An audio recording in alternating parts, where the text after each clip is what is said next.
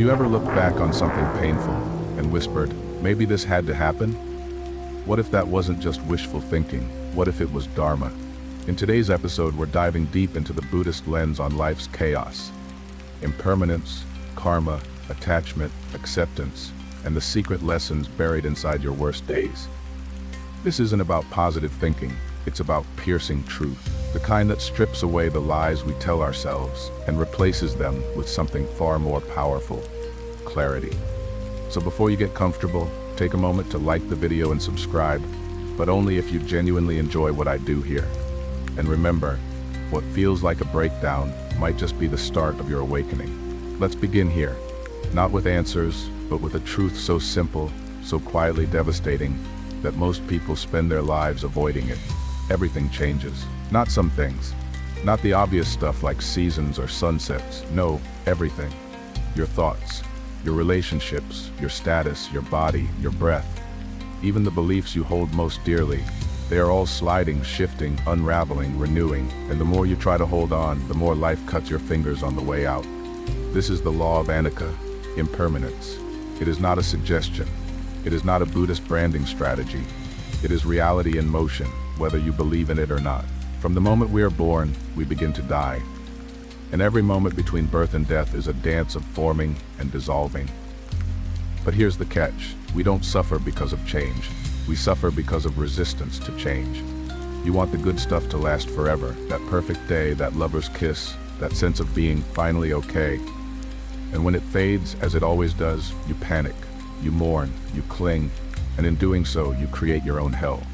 It's like hugging a snowman under a hot sun and crying that he's melting. The problem isn't the sun. The problem is your attachment to frozen things in a world made of fire. But Buddhism doesn't stop at diagnosis. It offers a way to flow. Think of a river. It doesn't stop when the rocks get rough. It doesn't argue with gravity. It moves, it bends, it yields. And in that yielding, it shapes mountains. Nature is your teacher if you're willing to pay attention. The tree doesn't scream when its leaves fall. The ocean doesn't panic as waves rise and crash. And yet you, the supposedly evolved human, throw tantrums every time life doesn't follow your script. Ask yourself honestly, when was the last time you truly allowed something to change without trying to control it? This is where peace begins. Not in changing the world, but in changing your relationship to change. And it's not about becoming numb. It's about becoming clear. You begin to see that nothing is ever really lost. It just transforms. Love becomes memory, youth becomes wisdom, sorrow becomes depth. Here's the strange paradox. The moment you stop trying to hold on to joy, you can actually feel it. Because you're not afraid of it disappearing anymore. You're not strangling the flower just to make sure it stays. To cling is to choke life. To accept is to breathe. This is not detachment as denial. This is letting go as liberation.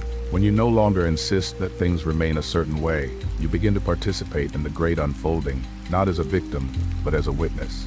You might be wondering, okay, but how do I actually do that? You start by watching, noticing, getting intimate with the nature of change around you. Let yourself grieve the moment while knowing it was never meant to stay. Celebrate without clutching. Mourn without drowning. Observe the dance without needing to lead. Try this practice. The next time you're feeling joy, a laugh with a friend, a good cup of coffee, a sunset, whisper silently to yourself, this too will pass. Not to ruin the moment, to reverence it, to soak it in fully because you know it's finite. That's not pessimism, that's presence. Because here's the truth, nothing lasts, but that doesn't mean nothing matters. In fact, it's the very fragility of moments that makes them sacred. A flower is more beautiful because it wilts. A song hits harder because it ends. A life means more because it's brief. When you understand this, you stop wasting energy trying to make life permanent, and you start learning how to ride the wave without drowning in it. So here's the first Dharma drop of today's journey. Let go or be dragged. It's not a threat. It's an invitation. You've heard the word karma tossed around in coffee shops and TikTok captions, like it's some cosmic payback system that slaps bad people when you're not looking. But karma, in the Buddhist tradition, isn't a moral scoreboard. It's not about punishment. It's not about divine revenge. It's not a guy with a clipboard waiting to catch you cheating. No, Karma is far more intimate than that. It's not a judge, it's a mirror. It simply reflects what you've planted through thought, word, and deed. You don't deserve your circumstances. You've just participated in their creation, knowingly or not. That's not blame, that's power. Imagine throwing a pebble into still water. You don't need to believe in ripples for them to appear. You just drop the stone, and nature takes over. Karma works the same way. You speak, you act, you think, and consequences ripple out into the fabric of your life. Maybe not today, maybe not next year, but energy never vanishes. It transforms. Still don't believe it?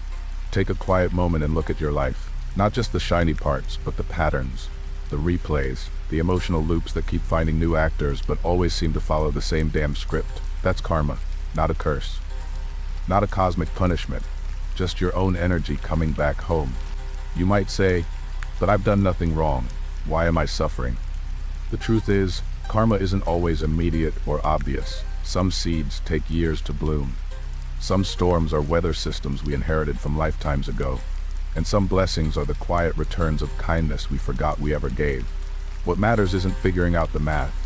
What matters is realizing you're not powerless in the equation. You are not a victim of life, you are the artist of it. The Buddha said, what you think, you become. What you feel, you attract. What you imagine, you create. That's karma in its rawest form, not just what you do, but what you believe, obsess over, and cultivate in silence. Hate kept quietly in the chest poisons you more than anyone else.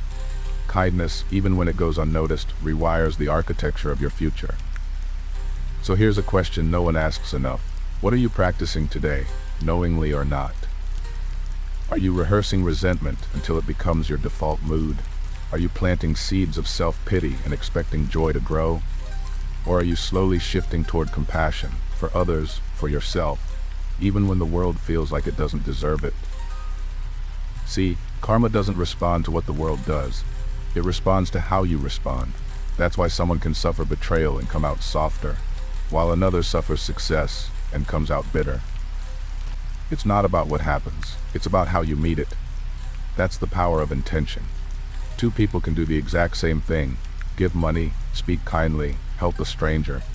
But if one does it for attention and the other from love, the karmic imprint is completely different. Because the universe doesn't just hear your voice, it hears your vibration. Now let's talk responsibility.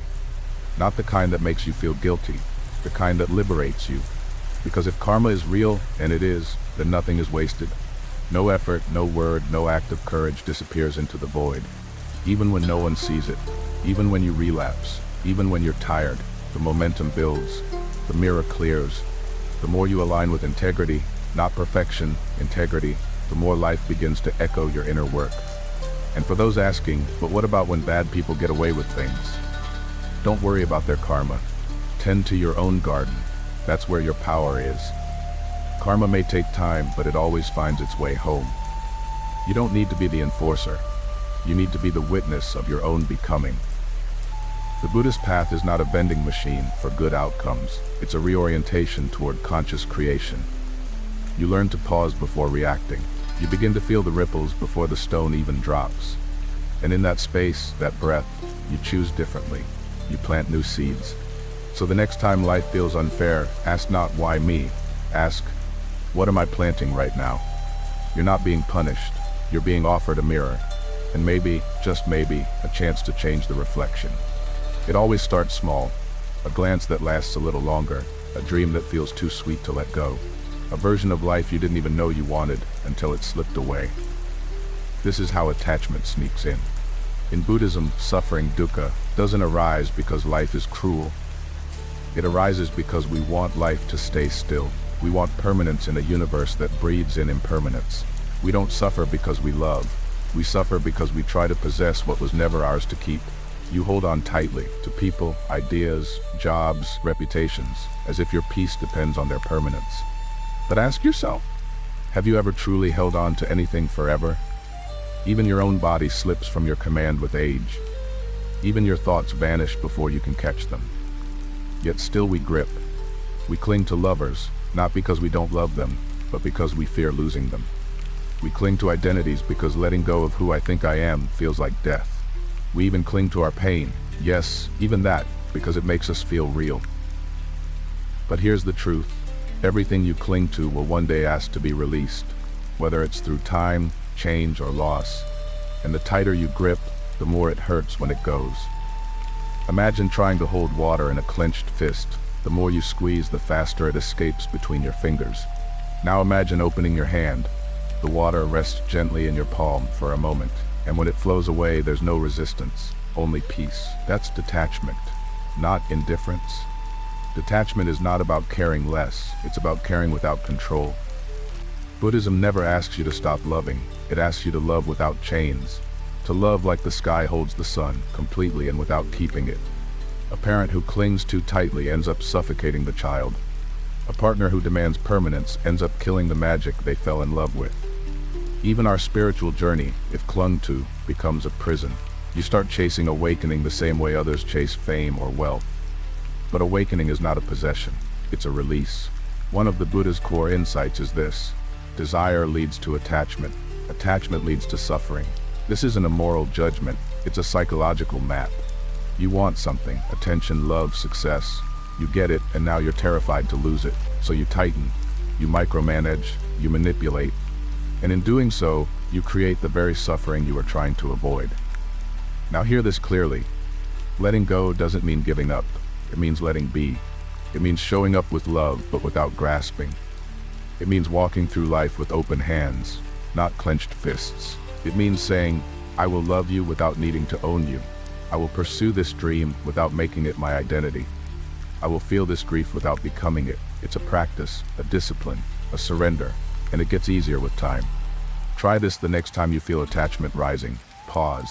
Notice the tightness in your chest. Name the thing you're afraid to lose. Now ask, would I still be me, even without this? Most of the time, the answer is yes. And if not, then that's the edge of your practice. That's where the work begins. You'll lose things. You'll lose people. You'll lose ideas of who you thought you'd be by now. But what if the point of life was never to keep, but to experience fully and release gently? Like autumn leaves falling with grace, not fear. Like birds migrating without resistance.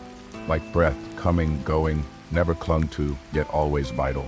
Your freedom begins the moment you realize you don't have to hold on to everything. You were never meant to. There comes a point when every warrior realizes the battle is not out there, it's in here. Not with fate, not with karma, not even with other people, but with the desperate, quiet voice inside that says, this shouldn't be happening. That voice is where suffering starts. Buddhism does not ask you to bow to injustice or pretend everything is okay, but it does ask you to look honestly at this moment, as it is, before you wrap it in a story, before you dress it in regret or resentment. Acceptance isn't passivity, it's power. Because nothing has more power over you than the thing you refuse to accept. You say, I can't believe they betrayed me, but they did. You say, this illness isn't fair, but it's here. You say, my life wasn't supposed to turn out like this. But this is where you are. Fighting reality is like punching a river. You just end up soaked and exhausted. But once you stop resisting, something sacred happens. A space opens, and in that space, peace can land. Think of a tree in winter. It doesn't curse the cold. It doesn't demand the sun return. It surrenders to the season, and in that surrender, it survives. Human beings, though, have a harder time. We grip to what was. We build altars to how it should have been, and in the process, we miss what is. Acceptance is not saying this is good, it's saying this is. And from that place of clarity, you can choose how to respond. There's an old Zen story. A farmer's horse runs away. His neighbors say, such bad luck. He replies, maybe. The next day, the horse returns, bringing wild horses. Such good luck, they say, maybe. He answers again. Then his son breaks his leg trying to tame one. Such misfortune, maybe. Later, soldiers arrive to recruit young men for war, but they leave his injured son behind. Maybe. The point is not in the events, but in our fixation on labeling them as good or bad. Acceptance removes the label. It simply allows life to be. When you accept something, you don't become weak, you become grounded. You stop wasting energy on denial and start using that energy to respond with wisdom. You stop thrashing in the river and learn how to float. Some pain you can't avoid, but you can avoid the suffering that comes from resisting the pain. That's the second arrow, as the Buddha said. The first arrow wounds you. The second is self-inflicted, the mental story that says, this shouldn't be happening. Acceptance breaks that loop. It's not a one-time act, it's a muscle you build. You practice it in the small things. The traffic jam you can't escape, the rain that ruins your plans, the silence from someone you hoped would call. And slowly, you begin to carry life more lightly. You stop demanding certainty from an uncertain world. You stop begging permanence from what was born to pass. And you begin to trust, not that life will give you what you want, but that life will give you what you need. Even if that lesson comes wrapped in heartbreak. Even if peace looks different than you imagined. Acceptance is not giving up, it's waking up. It's walking into reality as it is, unarmed, eyes open. Because when you stop clinging to how life should be, you finally see the beauty of life as it is. What if the worst thing that ever happened to you was actually the beginning of something holy? No one tells you this when you're on your knees, when the grief wraps around your ribs like a belt of thorns, when betrayal burns behind your eyes, when the diagnosis lands like a bullet in your gut. They just tell you to be strong, to have faith, to get over it. But Buddhism doesn't say that. It whispers something far more raw and far more real. This pain has something to teach you, if you dare to listen. We think of suffering as an enemy, a mistake, a punishment. But in the Dharma, suffering is a mirror. It doesn't lie.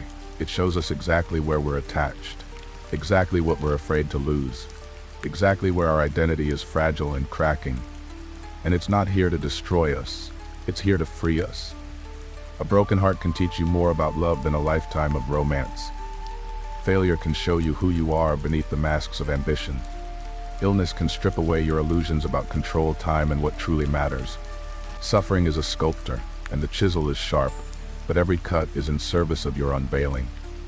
There's an old story of a disciple who saw a butterfly struggling to break free from its cocoon. Moved by compassion, he helped it by peeling it open. But without the effort to break free, its wings never strengthened. It emerged soft, unable to fly. It died not because of cruelty, but because it was rescued too soon. Pain, like that cocoon, is here to shape you.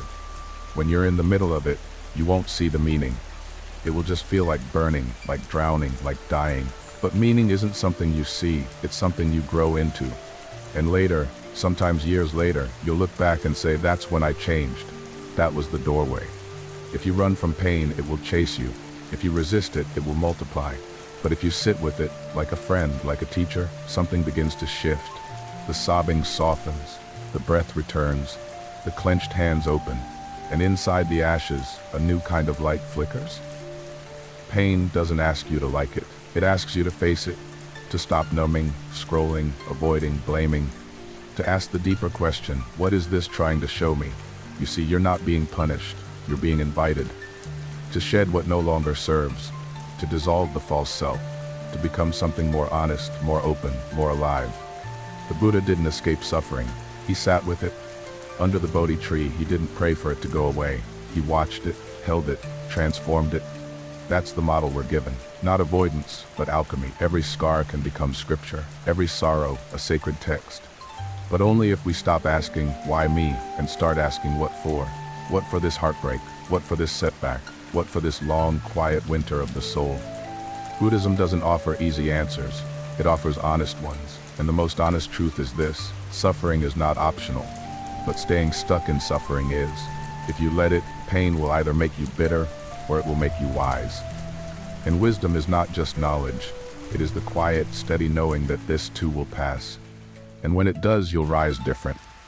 Not untouched, but more whole. Not invincible, but finally real.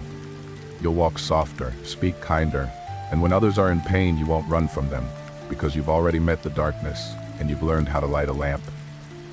This is the Dharma of pain, not to break you, but to remake you. And now that we've walked the 5 rivers of letting go, come, let's sit a moment beneath the Bodhi tree. Let the wind of your grief settle. Let the echo of your attachments soften. Let this final truth rise in silence. Nothing belongs to you. And that's why you're finally free. So maybe this was never about holding on tighter. Maybe it was about learning to open your hand, to let go, not in defeat, but in clarity. and from that emptiness to see what love and peace truly are.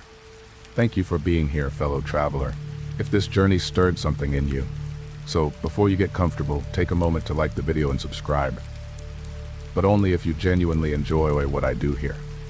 Until next time, walk gently, because every breath is a beginning, and every ending is just the Dharma telling you it's time to let go.